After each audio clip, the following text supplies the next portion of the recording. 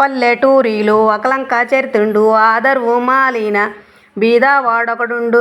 కట్టెలతో వాడు పొట్ట నింపుకొనుచు సత్యవ్రతంబుతో నిత్యంబు జీవించు. ఒకనాడు వాడడవి ఒక చెట్టు కొట్టుచో గొడ్డలి చేజారి పడ్డాది నీటిలోన. అయ్యయ్యో దైవమా అయ్యో కుయ్యో మర్రో నా గొడ్డలే పోయే నా గతి ఇంకేమి.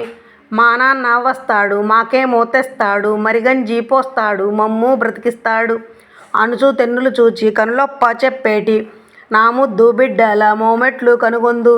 ఉత్త చేతుల బోయి తత్తారం బెడిదిర్తు పిల్లల కడుపగ్గి చల్లారు నెటి తగ్గి.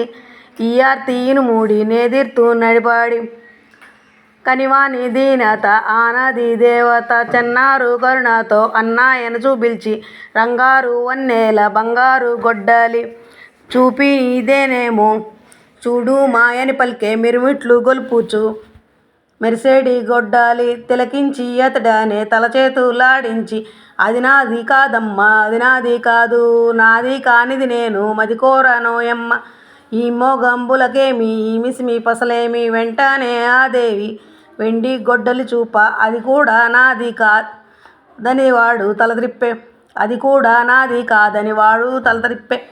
ఇనుప గొడ్డలి తీసి ఇది చూడు మాయన్న వాడు నాదే ఎంచు వేడే తనకిమ్మంచు.